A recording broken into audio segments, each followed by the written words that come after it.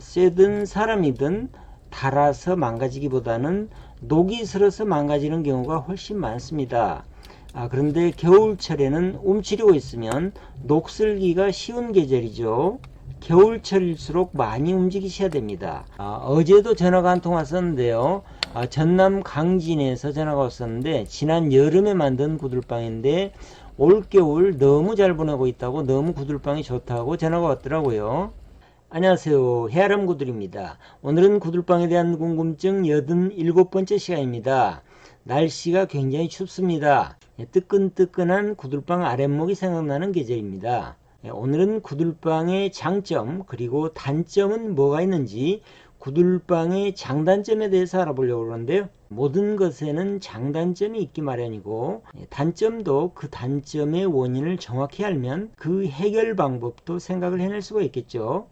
오늘은 구들방의 장단점에 대해서 알아보죠. 구들방의 좋은 점 첫 번째는 바닥에 지지는 맛이 있다라는 얘기입니다. 보일러방도 마찬가지지만 구들방은 바닥 난방이죠. 서양의 난방 방식인 공기 난방 방식하고는 정반대입니다. 바닥 난방 방식은 이불 속이 따뜻한 방식이고요. 공기 난방 방식은 이불 밖이 따뜻한 방식입니다. 공기 난방 방식은 방 안에 공기를 덮여서 방을 따뜻하게 하는 방식이라 침대 속의 온도가 오히려 방 안 공기보다 낮죠. 바닥이 차갑고 공기가 따뜻한 방식은 공기가 건조하기 쉽고 그러다 보니까 목이 칼칼해지기 쉽죠. 한의학에서 볼 때 건강한 상태는 머리는 차갑게 하고 손발은 따뜻하게 해야 건강에 좋다 그러죠. 그런데 이 공기 난방 방식은 반대입니다. 머리 쪽 위쪽은 따뜻하고 발 쪽 아래쪽은 차갑죠. 건강에 좋을 리가 없겠죠.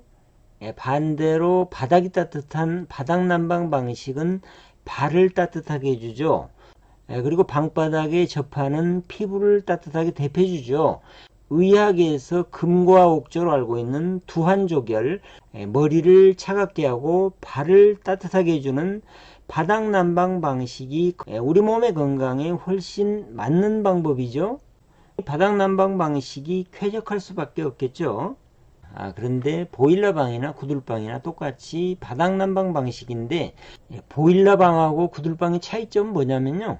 구들방에서는 구들방에서만 느낄 수 있는 지지는 맛이라는 게 있죠. 근데 이 지지는 맛이라는 건 사실 과학적으로는 제가 설명하기는 좀 어려운 것 같고요. 쉽게 말씀드리면 느낌인데요.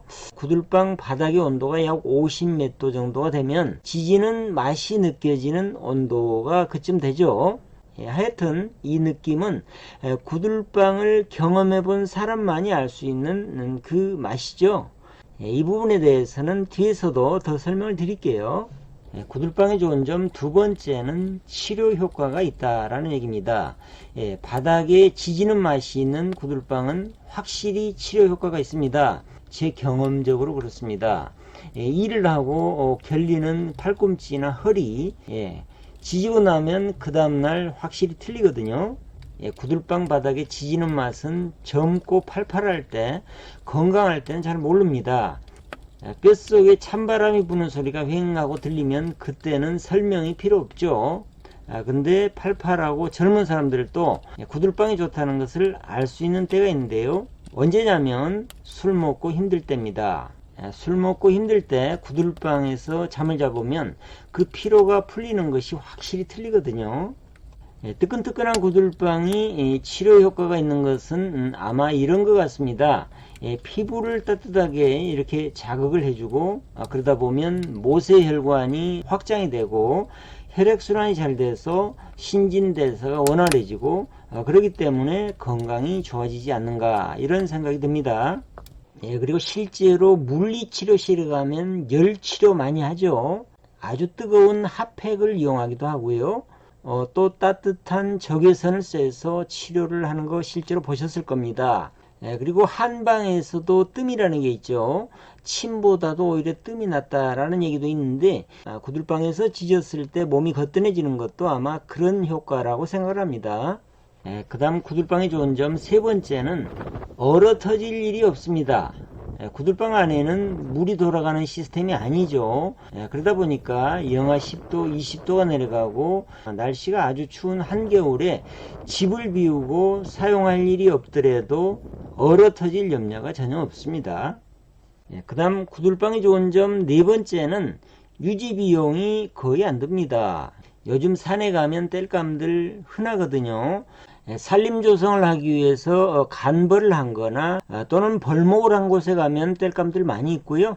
산소 주변에 가도 간벌한 것들이 방치되어 있습니다. 이런 것들 주워와서 떼면은 돈 들 일이 전혀 없겠죠. 물론 화목을 사서 떼게 되면 돈이 들어가는데 그것도 기름값보다는 훨씬 덜 듭니다. 그 다음 구들방이 좋은 점 또 한 가지는 뭐냐면요, 구들방은 자연 배연이 가능하죠. 그렇기 때문에 전기가 없거나 또는 전기가 나가도 난방을 하는데 전혀 문제가 없겠죠.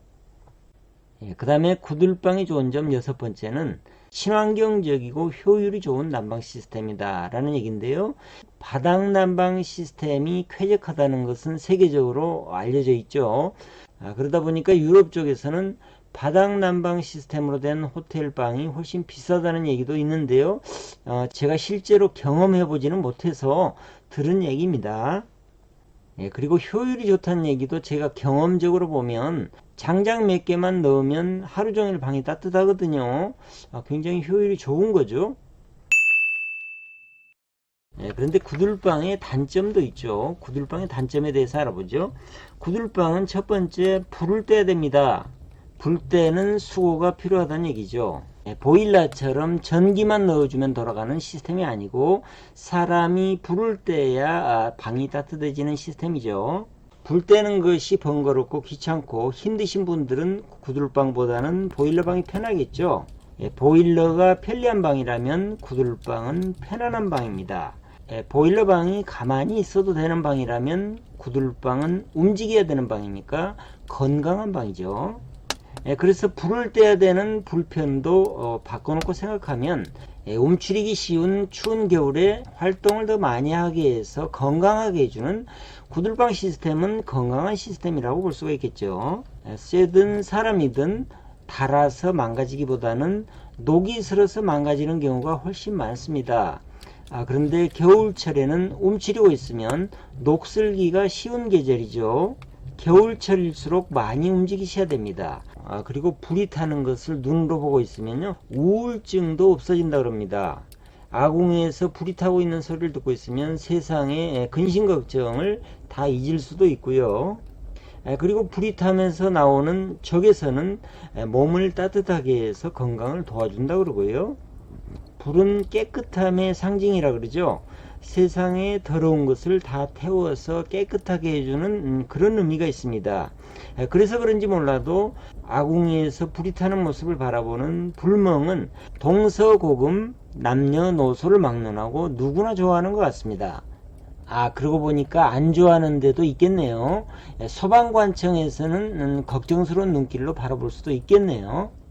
두 번째 구들방의 단점은 불을 뗄 때 연기가 난다는 것인데, 땔감의 건조를 잘하고 땔감을 가려서 떼면 연기 그렇게 많이 안 납니다, 사실.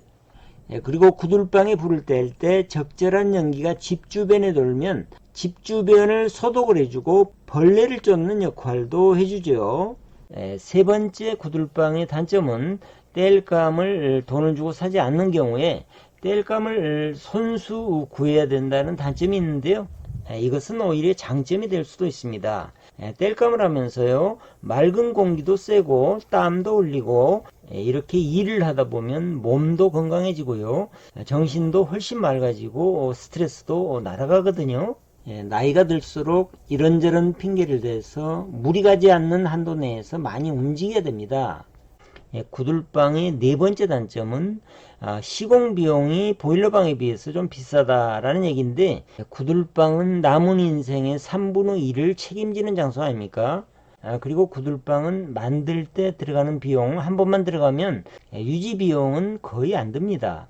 구들방의 장점 그리고 단점에 대해서 말씀을 드렸었는데요, 바닥이 뜨끈뜨끈한 구들방은 나이가 들면 들수록 더 찾게 되는 장소죠. 남은 인생의 3분의 1을 생각하시고, 그리고 누구도 대신해 줄 수 없는 몸의 건강, 그리고 정신적인 건강까지, 그런 것을 생각하면 구들방은 들어간 비용이 전혀 아깝지 않은 장소입니다. 어제도 전화가 한 통 왔었는데요. 전남 강진에서 전화가 왔었는데, 지난 여름에 만든 구들방인데 올겨울 너무 잘 보내고 있다고, 너무 구들방이 좋다고 전화가 왔더라고요. 요즘처럼 추운 겨울철에는 말할 것도 없이 구들방이 최고고요. 기온차가 심한 봄, 가을에도 구들방은 굉장히 쓸모가 많습니다. 그리고 방바닥이 꿉꿉한 여름철 장마에 불을 조금 넣고 주무시면 방바닥이 뽀송뽀송해서 좋습니다.